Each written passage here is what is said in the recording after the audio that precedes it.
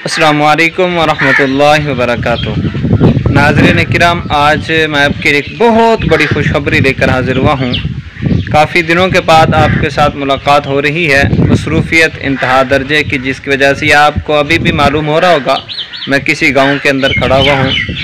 तो लाहौर से बाहर कुछ मामलात की वजह से और कुछ मसरूफ़ियात थी यहाँ पर, इस वजह से मैं यहाँ पर हूँ, लाहौर से बाहर हूँ।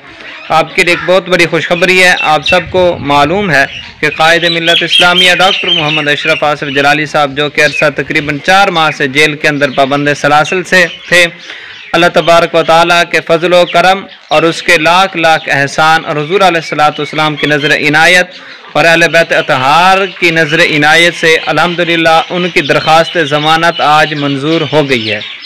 इंशाअल्लाह अज़ीज़ कल वो जेल से बाहर तशरीफ़ ले आएंगे। ये सब अहबाब के लिए बहुत बड़ी खुशखबरी थी, जो मैंने कहा कि आप तक लाजमी पहुँचाऊँ। इतनी मसरूफ़ियत होने के बावजूद तमाम अहबाब को बहुत बहुत मुबारकबाद हो, करोड़ों मुबारकबाद हो, बढ़ के अरबों मुबारकबाद हो।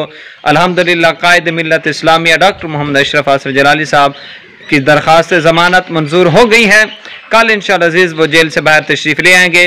तमाम अहबाब उनके इस्तकबाल के लिए अब ऐसा इस्तकबाल उनका करें कि दुनिया को पता चल जाए कि इमाम जलाली के चाहने वाले कितने तादाद के अंदर हैं और उनसे किस कदर मोहब्बत करते हैं, और उसने मसला के हक़ अहले सुन्नत व जमात का दिफा करके और हक़ बयानी का हक़ अदा करके कितना बड़ा काम किया है। और इसकी वजह से अवाम अहले सुन्नत के अंदर, उनके दिलों के अंदर उनका कितना अदब और एहतराम है और कितना प्यार बढ़ गया है, इसका मुज़ाहरा उनके इस्तकबाल में ज़रूर होना चाहिए।